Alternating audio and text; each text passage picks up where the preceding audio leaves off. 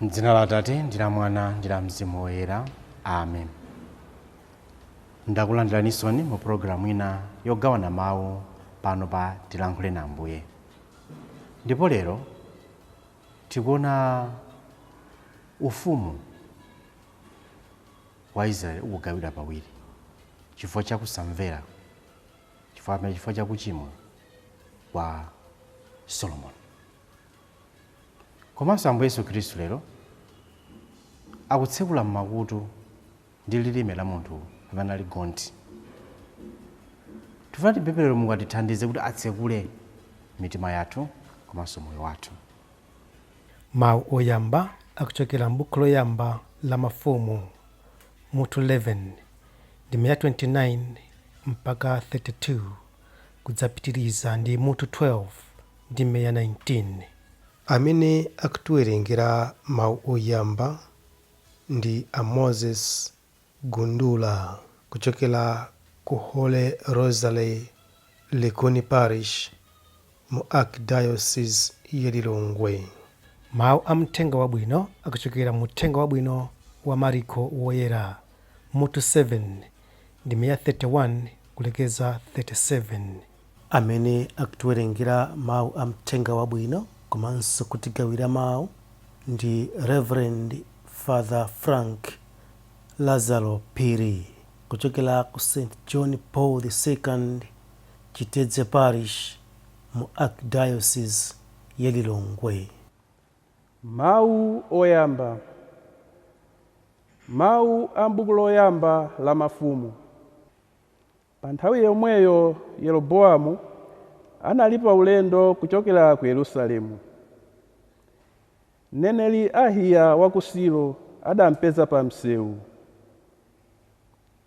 Ahiyayo anali atavala mwinjiro watsopano, ndipo awiriwo anali okha kuthengoko. Tsono Ahiya adagwira mwinjiro watsopano adavalawo nkuung'amba mzidutswa 12, ndipo adauza Yeroboamu kuti, iwe utengeko zidutswa 10, pakuti chauta Mulungu wa Israeli akunena kuti, ndithudi ine ndikuchotsa ufumu m'manja mwa Solomoni, ndipo iwe ndidzakupatsa mafuko 10. Solomoni ndidzamsiyira fuko limodzi chifukwa cha Davide mtumiki wanga, ndiponso chifukwa cha Yerusalemu, mzinda umene ndausankha pa mafuko onse a Israeli. Motero Aisraeli akumpoto adakhala akupandukira banja la Davide mpaka lero lino. Mawu a Ambuye.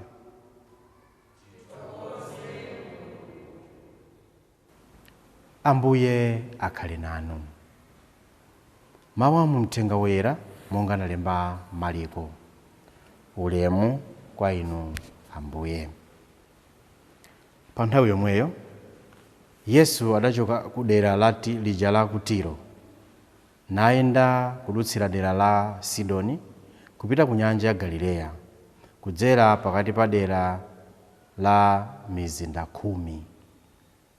Anthu ena adabwera kwa iye ndi munthu yemwe anali gonthi ndi wolankhula movutika. Anthuwo adampempha Yesu kuti amchiritse pomusanjika manja munthuyo. Yesu adatembera munthu uja pambali kumchotsa pa khamu la anthu.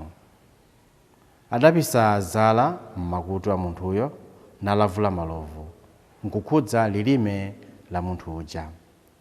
Adang'ana kumwamba nadzuma nkunena kuti, Efeta, ndiye kuti tsekuka.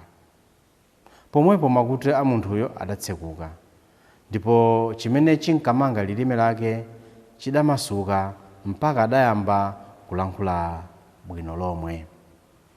Yesu adalamula anzake a munthu yokuti musakauzetu wina aliyense zimenezi. Koma ngakhale adawaletsa mwamphamvu choncho, iwo adanka nalengeza ndithu zimenezi. Ndipo anthu adazizwa kopitirira ndithu, adati, ameneyo amachita zonse bwino. Ngakhale agonthi amawachiritsa nkumamva, ndipo osalankhula amalankhulitsa. Mthenga wa Ambuye. Ulemu kwa inu Ambuye Yesu Khristu. Abalanga okondeka mwa Ambuye, lero ndi pa 9 February Lachisanu, pamene mawu a Mulungu akutithandiza kuti tisinkhesinkheso mozama za moyo wathu. Kuchokera mawu yamba lero, mafuna tigawane pa mawu jonena kuti every action has a consequence. Chilichonse chimene timachita chimakhala ndi zotsatira. Solomoni atanyengeka nambopembedza milungu ina, choice imene anapanga Solomoni had consequences, ndi zotsatira. Zotsatira nkunena kuti ufumu wake udagawika. Nkangati inuyo ndi ineyo tachita zinthu zimene mapeto ake timaluza zala ena. Timachita zinthu ifeyo koma kupanga blame anthu ena. Nkambiri timawala kunena kuti chilichonse chimene tachita, khwerero lilonse limene tayenda kapena takwera, limakhala ndi zotsatira zake. Lero alipo anthu ambirimbiri amene ali bitter ndi okwiya chifukwa cha zimene zikuwachitikira m'moyo mwawo. Ndipo mmalo moti adziyang'ane, mpaka napano usadavomere kudziyang'ana, amakhala bize kuyang'ana ena. Chonsecho zimene zikuwachitikira m'moyo mwawo adazitsotsomola okha, kuyiwala every action, every choice has a consequence. Chilichonse chimene tasankha chili ndi zotsatira. Kugawika kwa ufumu wa Israeli zina zotsatira za ufumu, za moyo, zochita za Solomoni. Kodi inuyo moyo mwanu mukuyenda zotani lero? Ndipo angati ife tidavomera kuti izi zikuchitika chifukwa cha ine zimene tidachita. Tiona kuti mpaka lero ambiri tupanga blame anthu ena chifukwa cha zimene zikuchitikira lero. Chitsanzo chabwino tikhozonena kuti anthu amene akhoza madanda kuti udziko siwenda bwino, kozopanga blame inu amene mudasankha auje. Koma mawala kunena kuti nanunso mudapanga choice yolakwika posankha inaso. Mabanja amene akuvuta lero nthawi zina akuvuta chifukwa chonena kuti mwina datengeka nkuyera kapena nkukongola kapena nkuda kwa munthu, timati apa ndi pali zenezene, koma zotsatira zake zoyipa. Ena afe tili mu situations amene anzathu adatilangiza, ichi amwene musachite, izi chemwe ali musachite, izi mambo musachite, tidachita. Zotsatira zake zidabwera, tupanga blame ena. Ayi, lero ndi tsiku losinkhasinkha kuti kodi ma choices amene ndakhala ndikupanga ndipo zotsatira zimene zidabwera chifukwa cha ma choice amenewo ndikuzivomera bwanji. Ndikuzoona kuti days lino ka tsiku la repentance, tsiku lolapa. Kwa ife amene tidapanga ma choice olakwika titalangizidwa, ndipo timakhala busy kupanga blame anthu ena. Komanso ndi tsiku loti tiganizire kunena kuti ndisapange blame mzanga chifukwa cha zimene ndidachita ine, ndivomere zimene ndidachita, ndilape zimene ndidachita kuti ndisinthe moyo wanga. Ife ngati akhristu tiyende udindo ovomera. Paja madokotala amatiuza kuti the first step of healing is acceptance. Munthu ngati ukudwala malungo nkumakana umwala kumane kuti la ngoyipa ndi dzingomwa panado, ndiye kuti sudapanga accept kapena sudavomere kuti udwala malungo. Foma zobwinobwino kuti panado si mankhwala a malungo. Ife ngati akhristu lero tilowe mkati mwa moyo wathu, mwa mitima yathu. Ndipo mmene tamba kukonzekera zisankho zosiyanasiyana, pali zisankho za mu mpingo zimene tipambe kuyambira July, masankho omaliza November, kuti bwerese atsogoleri atsopano mu mpingo, mipakati, mabungwe, maparishi, pa diocese kale pa national, ife ngati akatolika. We have to begin to think now. Kuti kodi tisankha atsogoleri otani. Ngati apangati gire tidasankha molakwika, tichite chani? Prayer. Tipemphere kuti ma choices athu akhale bwino. Tipemphere kuti zotsatira zake zizakhale zabwino. Koma tisawe kuti these are choices we make. Zimene zimakhala ma consequences. Muthenga wathu wabwino wa lero, Ambuye Yesu Khristu akupitiriza ntchito yawo. Ndipo uthenga wabwino wa lero amalumikizana kwambiri ndi nyengo imene tikuyamba next week, Lent.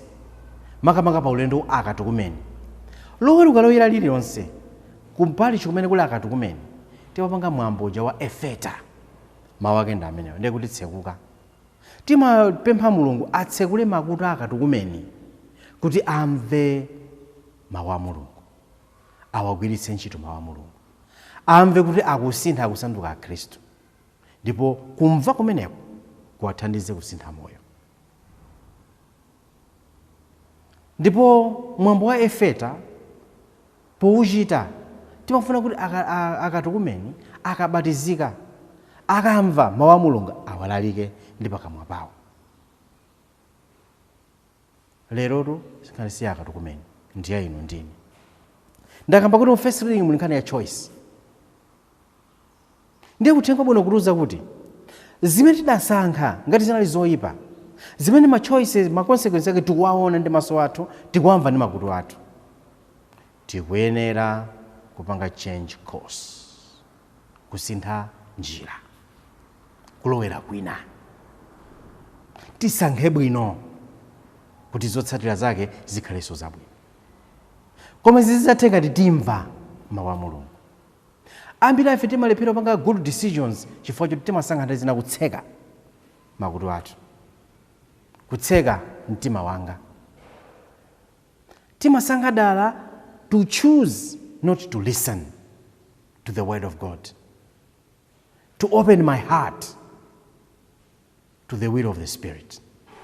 Chifukwa timalephera kuchita zimenezi, ndikovuta to proclaim our choices, ndikovuta kukamba za Ambuye Yesu, ndikosatheka kulalika ndi pakamwa pathu. Lime timakhala omangika because sitidamve. Ndipo silampanga Ambuye Yesu kupanga invite kuti abwere moyo mwathu. Mawale akuthandiza kunena kuti tivomere poyamba the consequences of our choices and change direction. Ndivomere kuti sindachita zinzola kwe ndipo ndisinthe. Uthenga wabwino kutiuza kuti ndizimvetsera mawu a Mulungu chifukwa amene amandithandiza kusankha bwino. Mawu a Mulungu ndi light ya moyo wanga. Ndipo ndikamva mawu a Mulungu, ndikamanga change course, ndilalike. Mwachitsanzo alipo anthu ena amene moyo wawo udali woyipa adasintha.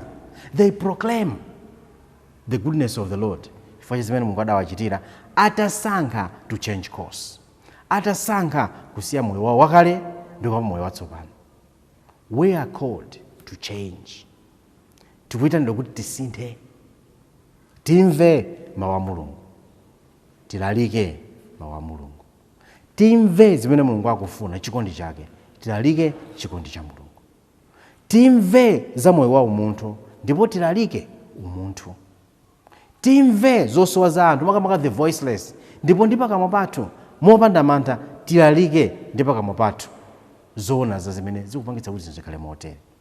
Lero timpemphe Mulungu atithandize poyamba kuvomera zimene tidasankha, ndipo ndikuvomera zotsatira zake. Ngati ndi zoyipa, to change direction, kusintha njira, kuyambanso mwatsopano. Koma zitheka tikamva tilalika. Kodi moyo mwanu mwa choice amene mudapanga anali bwino kapena ayi? Mumuuza chani lero Mulungu akuthandizeni kusintha course of direction?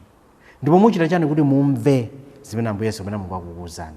Ndipo muzalalika bwanji chonga chona kuti anthu aphunzire kuchokera ku moyo wathu kuti kusintha ndi kotheka.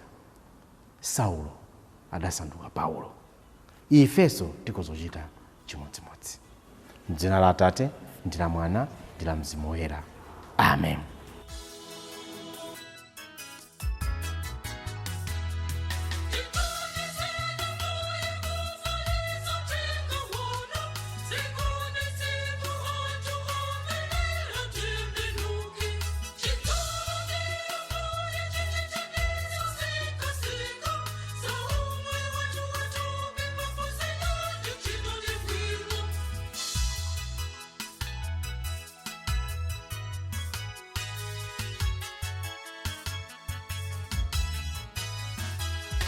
Chega